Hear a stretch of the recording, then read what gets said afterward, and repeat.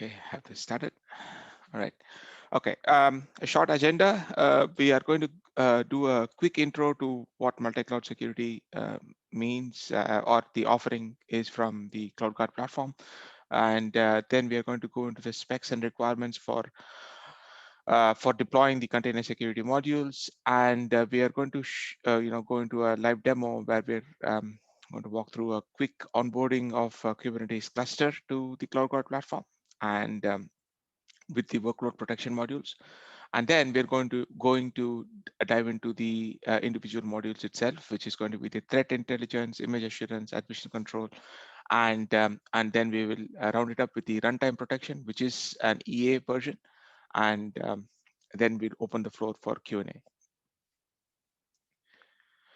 All right. So this is something that you guys might have already seen with what CloudGuard Checkpoint has to offer. So basically, it's one CloudGuard, but it's multi-cloud security. And today we are just focusing on the workload protection of containers. We also have the similar offering for serverless functions as well.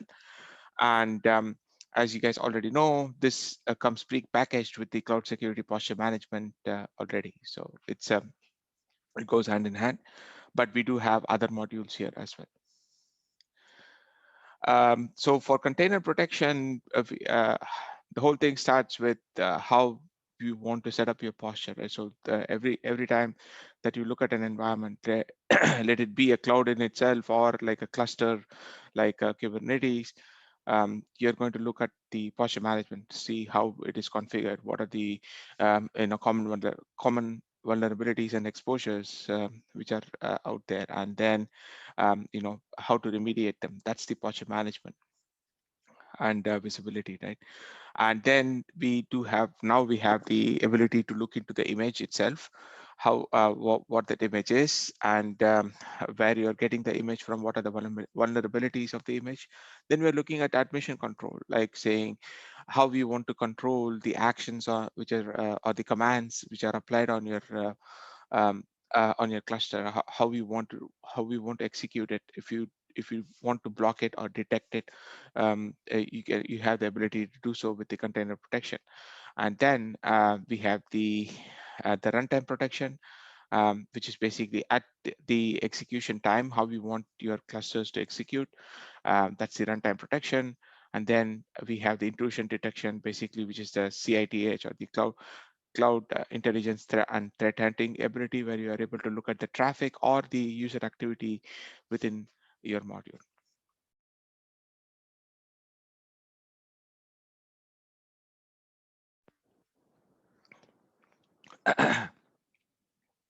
um, for some reason, it's muting. All right. 1 second.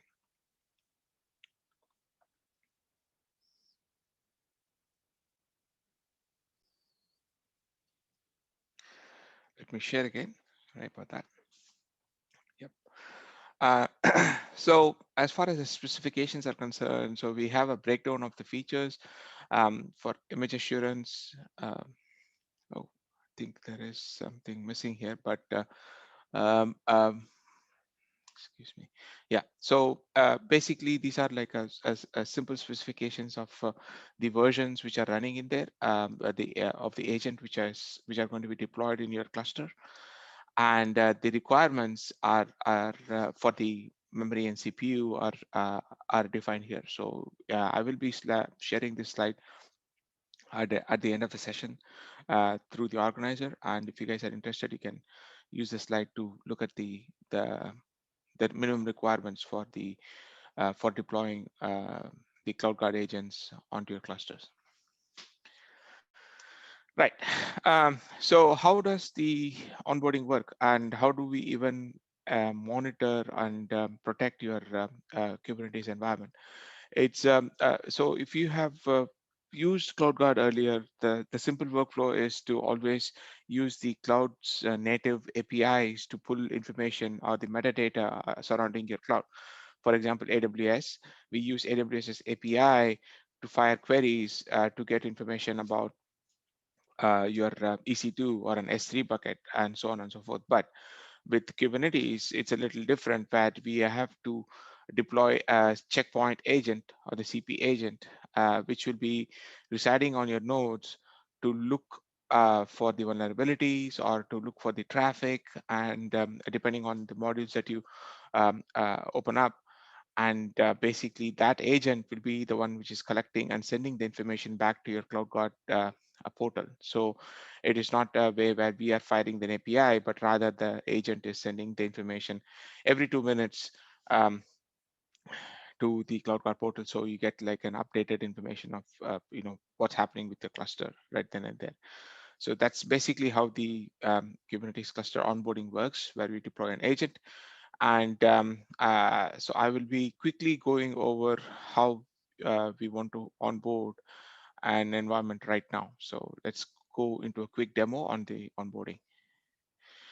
All right, right here you will see that there are two panels. So one is the um, GCP platform, but what I'm going to use is the GKE, the Google Kubernetes Engine module within GCP, and I am going to get connected to the terminal window over here. And as you can see, I have three different clusters deployed over here.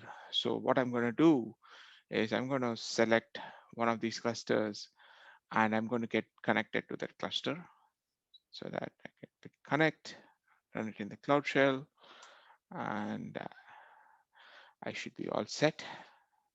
So I have connected to a cluster called CGK8 Train 2. That's basically deployed for this training session. And I'm going to log into my checkpoint uh, lab environment here.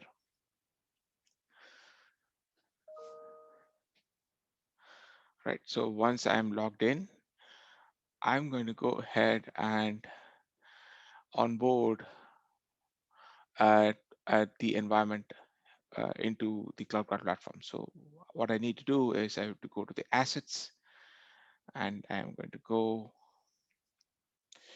um, click on add new to the top right, click on Kubernetes cluster. And immediately you'll be given a wizard where you're allowed to select what are the different options that you want to enable. So first of all, you're asked to give a cluster a name. So this doesn't have to be the same name as what you have provided in your GKE platform, but it's okay to keep it the same. So I'm going to keep it the same. EJ2. And so now, for every time that you want to connect back to CloudGuard, we have to do it. So for the agent to connect back into CloudGuard, we have to do it in an authorized manner and an authenticated manner, where we want to make sure it's secure, the connection is secured. So what we are going to do is we are creating a service account on the CloudGuard platform and creating an API key and secret for that service account. Once you create that API key and secret, you will be asked to provide that key and secret over here. So this is the service account I have created just for the onboarding of the Kubernetes cluster. This is the key for uh, the service account, and I'm going to provide uh, I'm going to provide the secret for that, and then have it connected. So just give it a second.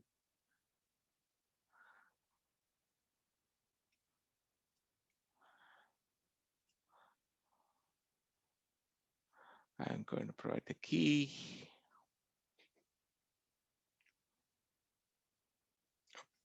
Sorry.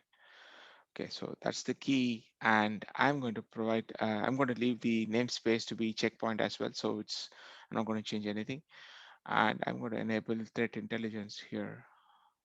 So these are the different modules that you are allowed to select. So we have posture management, which is enabled by default.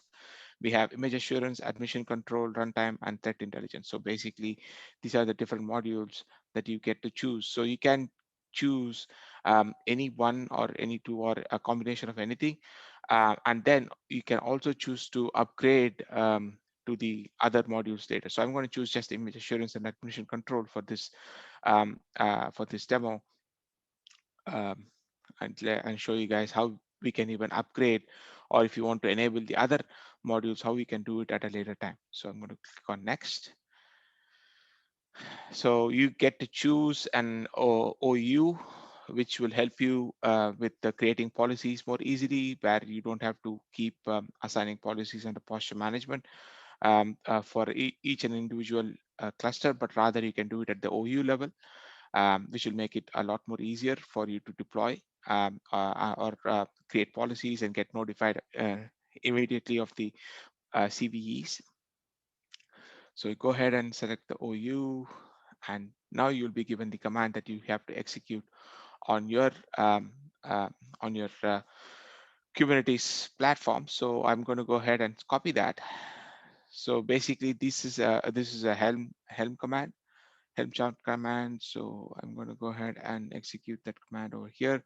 So as you can see, Helm is nothing but a configuration manager, or setting up how you want to configure it. So you can see that it's installing an asset management. Basically, that is nothing but the CloudGuard um, agent, and that's the repo where we're bringing that agent from, and we are setting the user credentials that we have just set up. So basically, that's the credentials that it's going to use, that you saw, the service account, API key, and secret.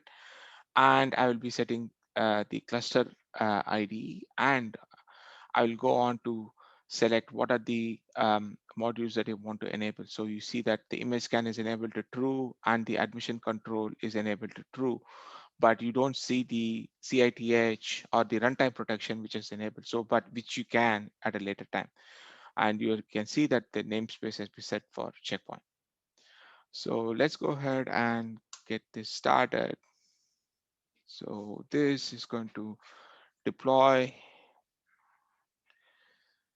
the agent onto the cluster CGK8 train 2.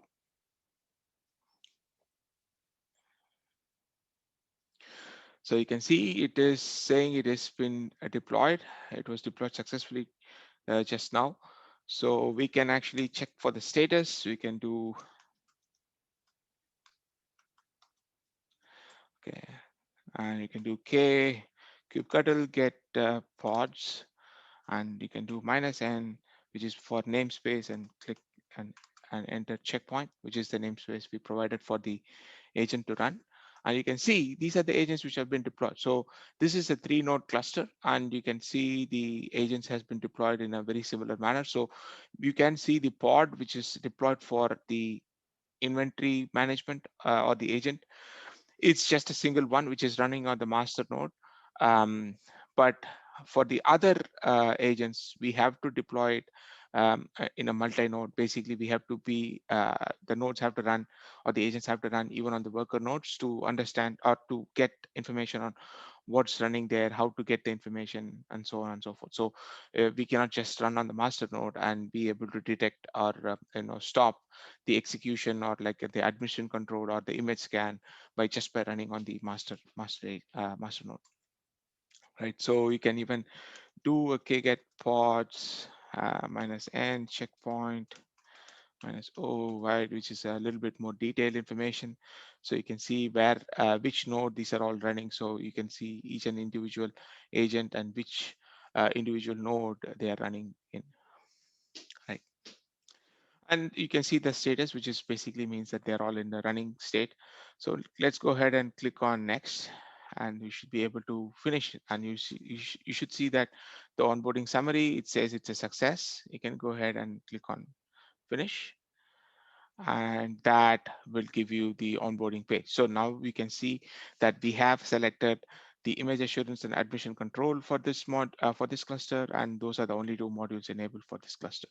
The threat intelligence and runtime protection are disabled. So if you do want to enable these in the future, you can go ahead and click on enable, and you will be given a similar Helm upgrade command, which you have to execute, and you have to just provide the API key and secret over here, supply it, and run it on your cluster, and you will have that particular module enabled, as well as you can see.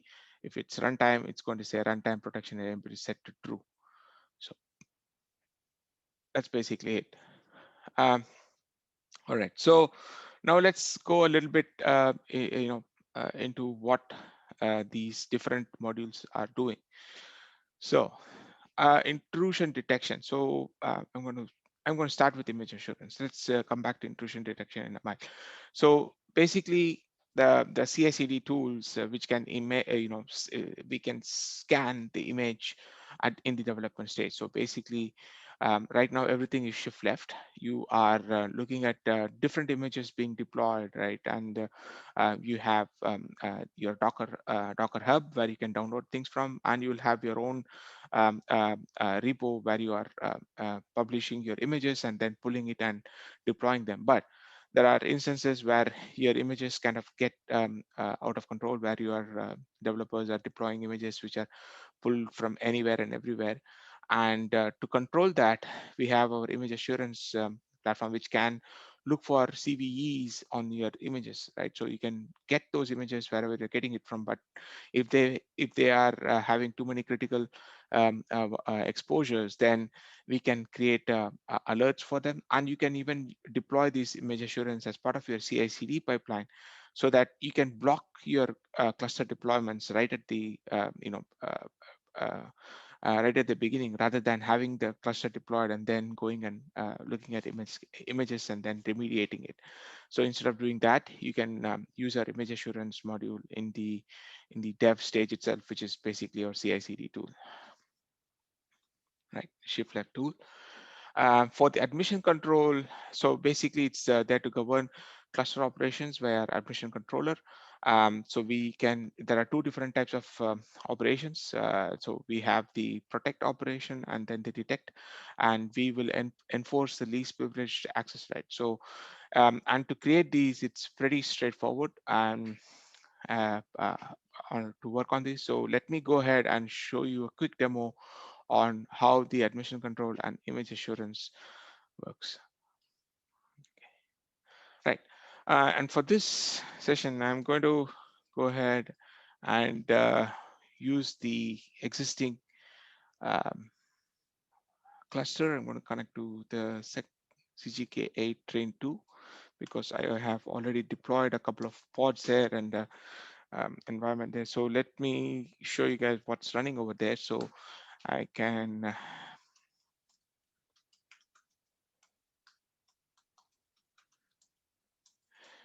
okay, get pods minus n checkpoint, which is the namespace. And you can actually see we have the admission controller running there, which is the enforcer. We have the flow logs, which is basically the CITH, the cloud intelligence and threat hunting. And we have the image scanning, and we have the runtime protection. So all the four modules are running, including the inventory, which is the nothing but the posture management inventory module. So let's switch over quickly to the assets, and you can see within the environment, I have um, the CGK train 1, which is already onboarded. You can see that it is healthy and the status is good. I can go ahead and click on it, and you can see all the four modules are enabled. And let's go ahead and let's take a look at the protected assets. So you can see immediately you'll be able to see what are the different assets within the cluster. You can look for the asset type. You can look for service accounts, or you can look for specifically just for pods. You can select that, and you can just see what are the pods being deployed. I can actually show you guys. Okay, get pods minus o wide. This is going to be all on the default pod. You can see that I have a few pods deployed, and which is basically an application, and I have it exposed um, uh, as part of a service using deployments. So I can get as services, and you can see that there is a deployment or a service which is running for that particular uh, cluster.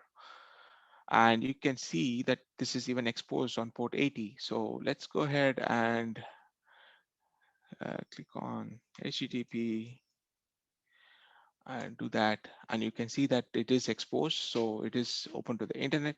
I'm able to reach the Nginx site, which is or the web server running on there.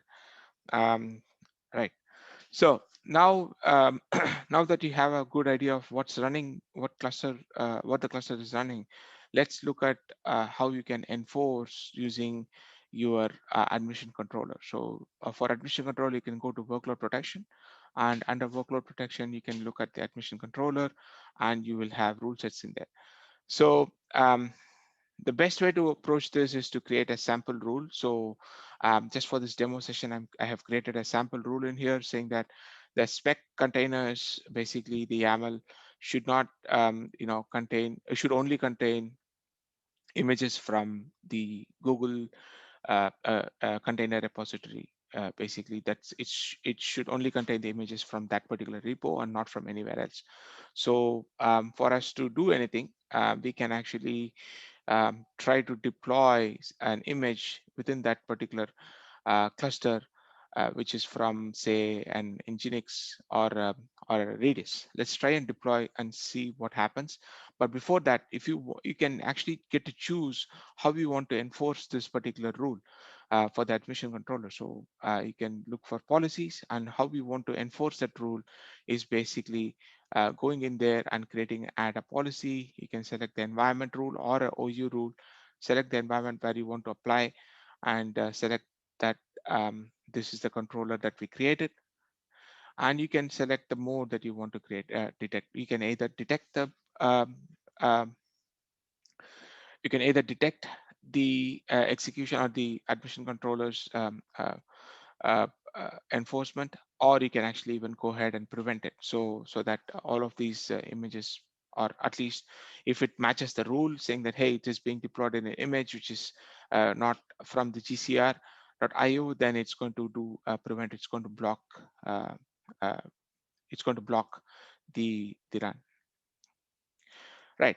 So since the uh, yeah, since it is already been deployed and it is already in the prevent mode, I'm going to go ahead and try running a simple image. So let's say Kiran in Nginx 123 image um, equals Nginx 1.16. Okay, I'm going to try and run this. Okay, and you can see as soon as I try to deploy this pod, you can see that the CloudGuard Enforcer webhook has denied this request because it's blocked to the GSL, because of the GSL rule that we created, that the images must be deployed from a predefined registry, so which is going to be your gcr.io registry, and that's why it is being blocked. Now, had it been in the in the detect mode, it will allow us to execute it. So I can even show you that. So I'm going to go ahead and unassociate it, and it's done. So I'm going to create a new rule.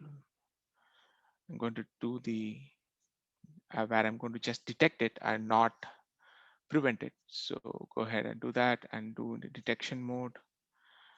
And I'm going to select a notification, and you can see it is done. Um, and you can even see, I will give it like a minute for it to update, and you can see that in the events under all, you can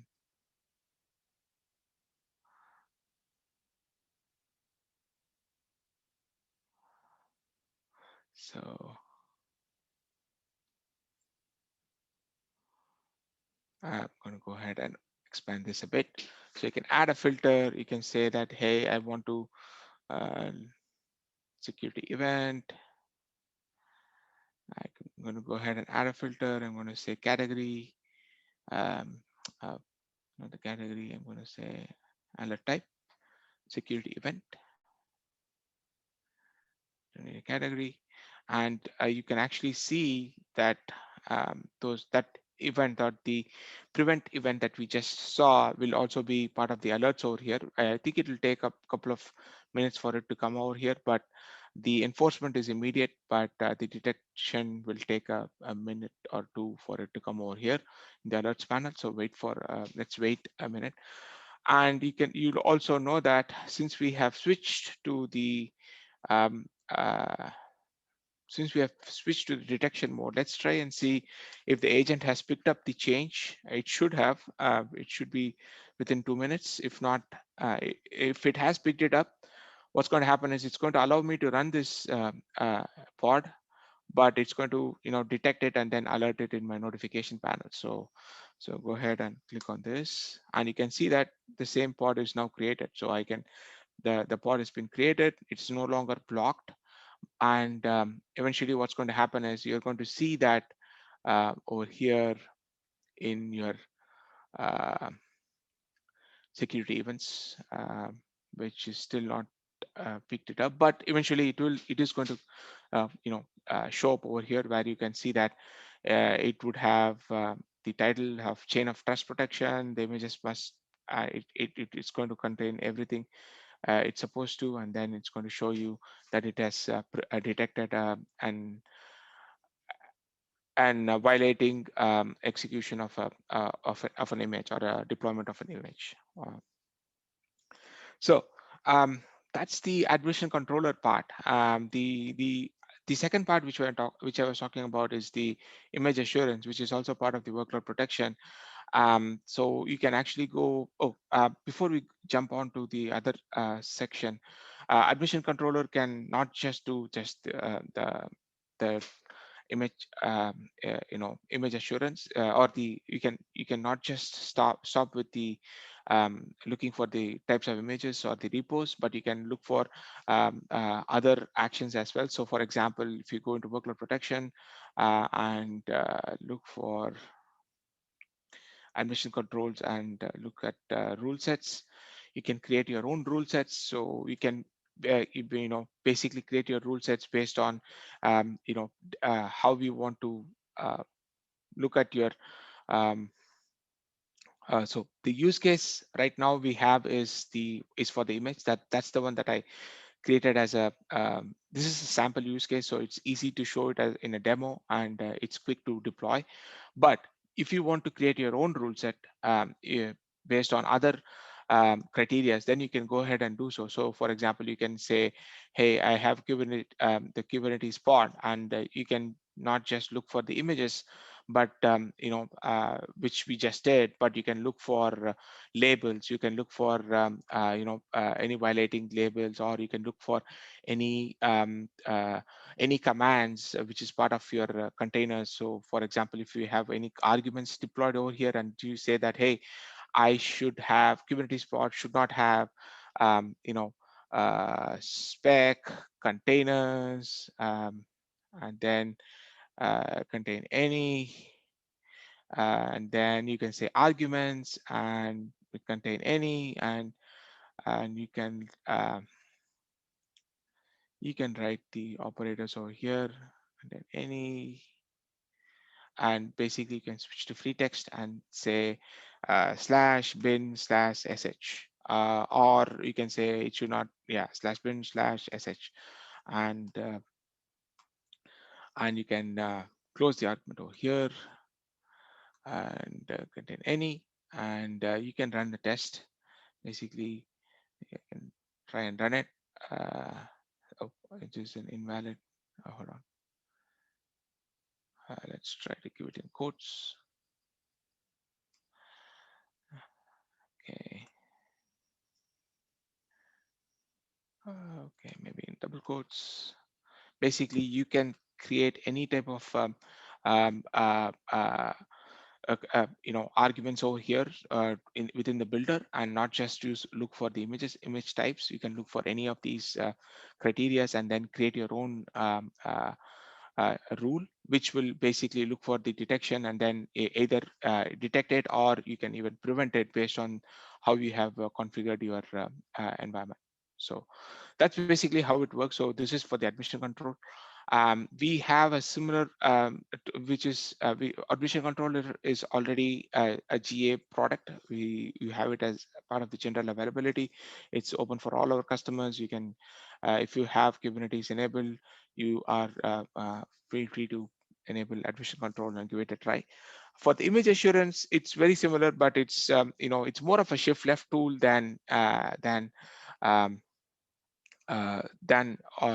an inline tool. Basically, you want to use our image assurance part of as part of a CI/CD rather than a post deployment. It is very similar. We have a standard um, uh, a standard rule set, which is basically a container image assurance rule set. And like I said, even with our shift left tool, with the shift left CLI, you can exactly reference this particular rule set, and then you can provide the path to the image and the tar file. So this is basically how we want to use it in your shift left tool, to look for images where it's being pulled from, and then prevent it being deployed in the first place, pre-deployment basically. And post deployment, what's going to happen is it's going to automatically create a policy where you are going to look for the image assurance policy. It's going to apply the container image assurance rule set to the cluster that you have onboarded, and it is going to send it to the notification panel. So let's go ahead and check what we have found so far. So you can see these are the this is our environment, and the category CVE. Let's look for a category called image scan. Oh, before we do that, let's go ahead and look at the images, the rule sets. And within the rule set, you can actually create a filter. The types, you have the image scan type, which is basically image scan should not have a total critical, which is greater than 0, or the high is greater than 10. And you have the findings now. So the findings are each and individual CVE in itself. Basically, findings where you are looking at the images CV, the common vulnerabilities and exposures, where we have pre-built or inbuilt rules which are working in the backend on the agent.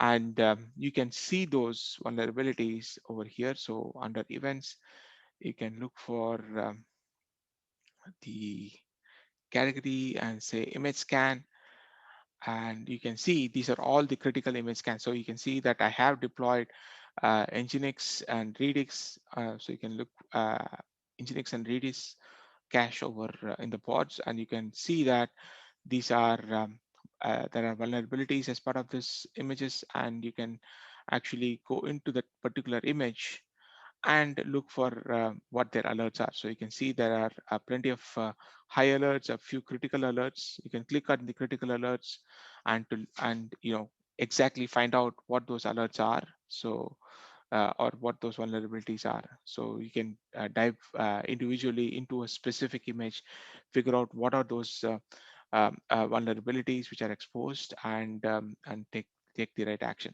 So you can go into the properties. You can even look at the posture findings. And so let's see.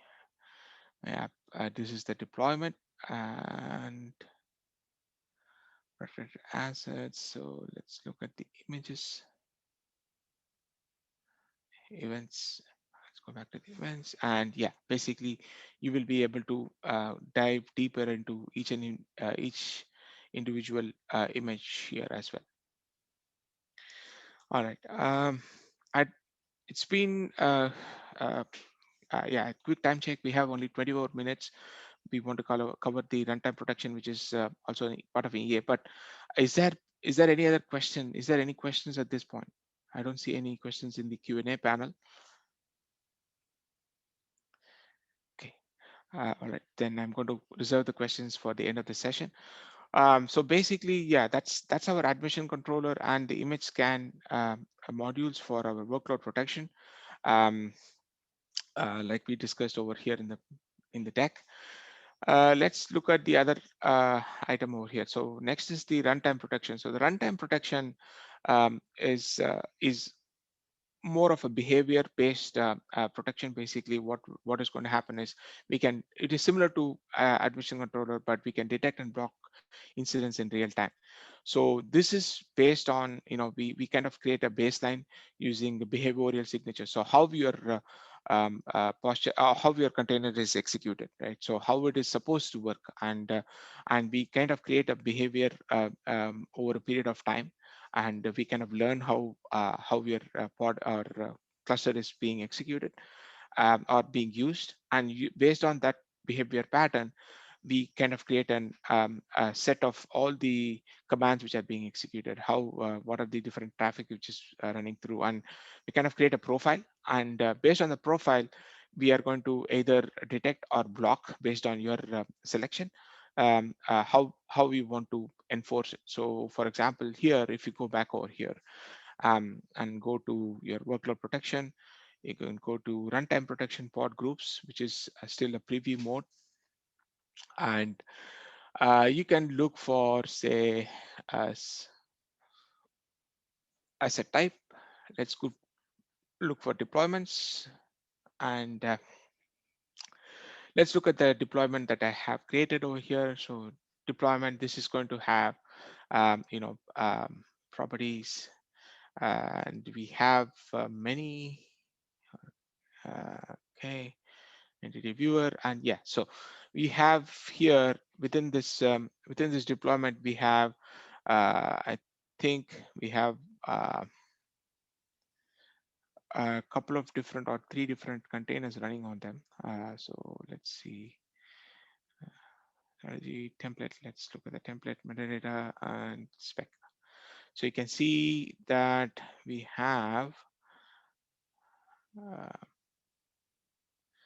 basically this deployment is running a couple of different pods, which have Redis and Nginx running on them, and you can actually go ahead, select runtime protection. So what's going to happen is, so you can see that the profiling has already completed. So what's once you have it enabled, you can go into settings and you can select the profiling period. So this is going to be, uh, usually the default is 1 day. So that means that you're going to profile this particular deployment for a period of 24 hours, and look for all the different processes which comes within that 24 hours, and and based on that profiling, we are going to create you're going to see a list of all these processes listed over here, similar to what you have, but this was done only with the 5 minutes setting. So basically, just for this demo purpose, I had set up the profiling to complete within five minutes. As you can see here in the setting, I had only set it for 5 minutes, and then and within the 5 minutes, you will be able to see what are all the different common commands which are being executed in the backend. And we have basically created a process, or a database based on this, and based on this, you can actually go ahead and either set up the rules now. So you can say, at a target, uh, oh, we don't have a target and scope. So basically, we can create a rule which can either block or detect uh, uh, this. Let me try and execute a simple command. Let's see. Yeah, so let's see if this actually works. Okay, so this, right now it is in the detect mode. So so basically, I am able to execute this command within the deployment, which is okay. Which is fine. But what's going to happen is, in the prevent mode or in the block mode, if I'm going to run this, and it's going to be, and if it's not part of the processes, and then we are enforcing them to block, then it's going to get blocked. It won't allow it to run, or run this particular command. Right.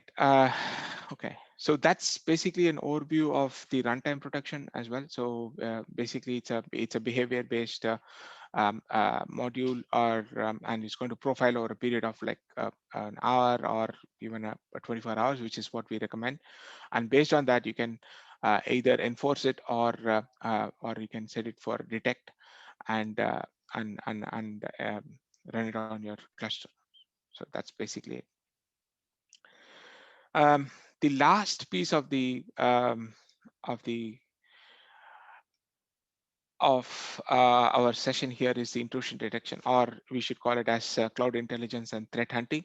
Basically, this is where you have also enabled our the CITH module, where you want to look at all the traffic which is coming through, or how your cluster is distributed within the network segment. So basically, you can go into intelligence module, and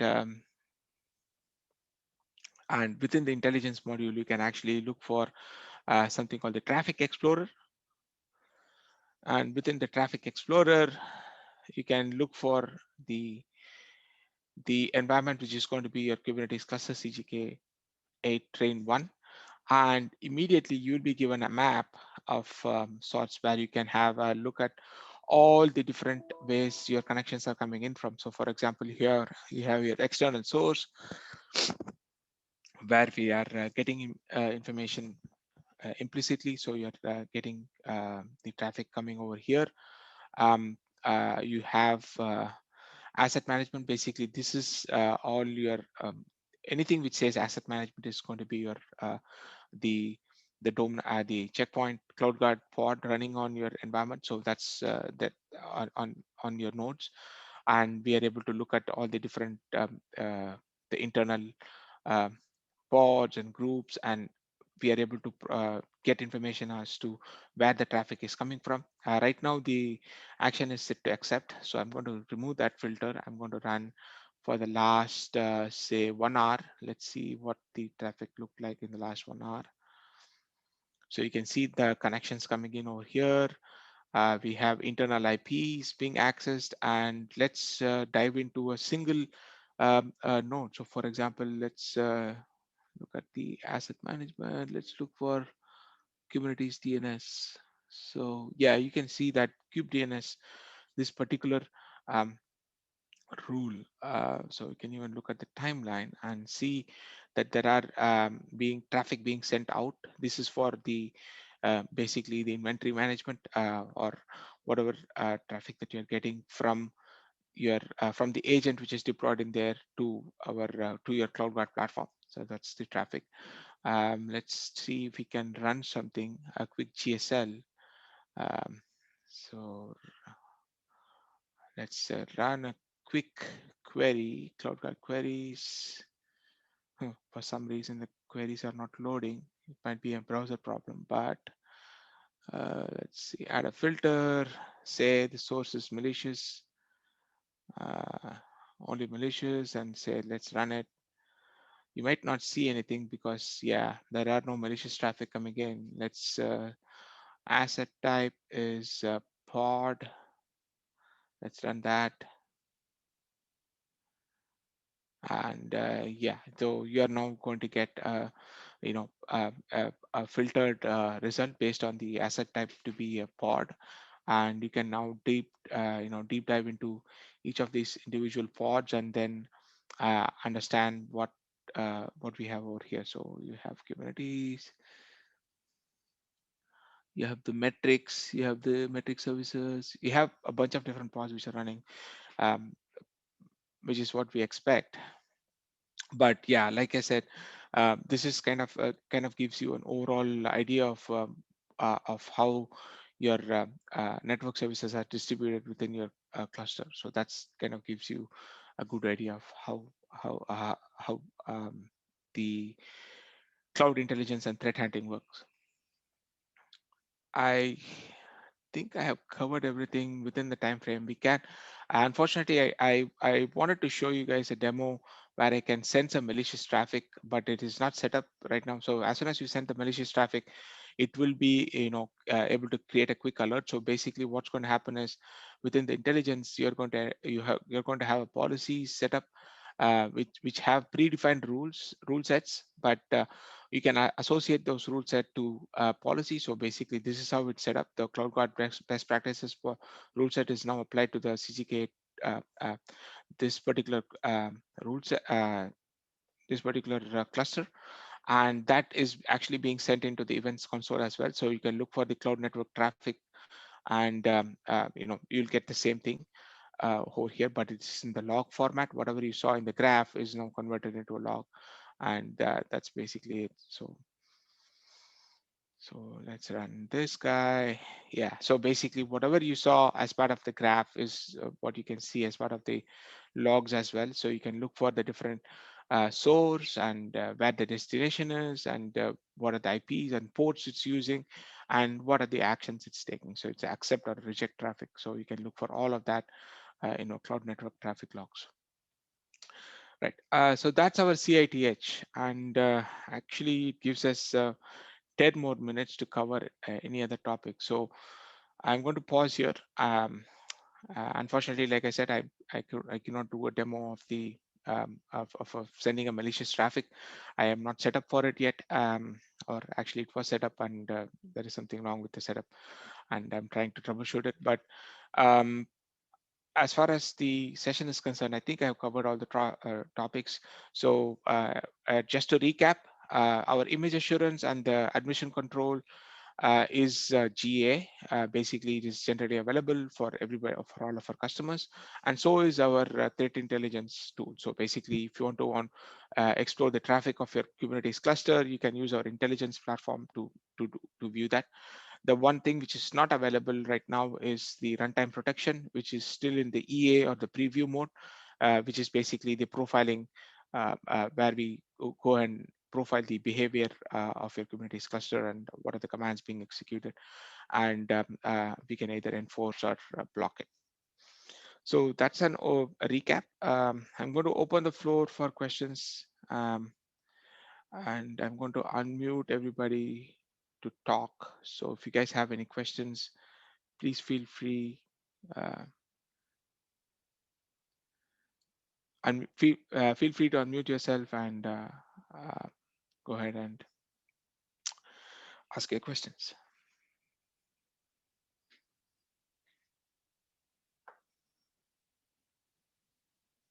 Oh, by the way, this session is recorded. If you guys are interested in looking at the recording at a later time, please reach out to the organizer. She will be able to share that recording to you guys.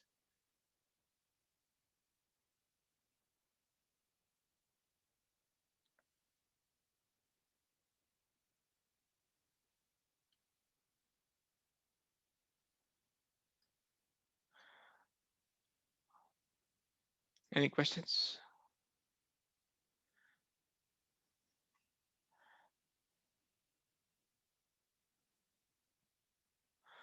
All right. If there are no questions, I think we can end the session a bit early. We have, I think, 8 more minutes to go. But if there are no questions, we can end the session. I'm going to give it 30 more seconds. If you guys have anything, just let me know. Even if not on the session, if you have any questions, just feel free to reach out to me directly, uh, to my email.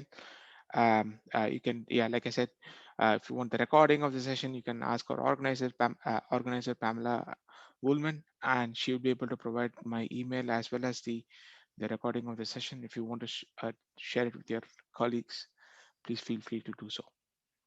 All right. I think I'm going to stop the session over here and stop sharing. Since there are no open questions, I am going to go ahead and close the session. There are any chats? No, there are no chats as well. So good. Thank you guys. Thanks for attending, and thanks for listening in. I hope you guys enjoyed the session, and I hope you find it useful. Thank you.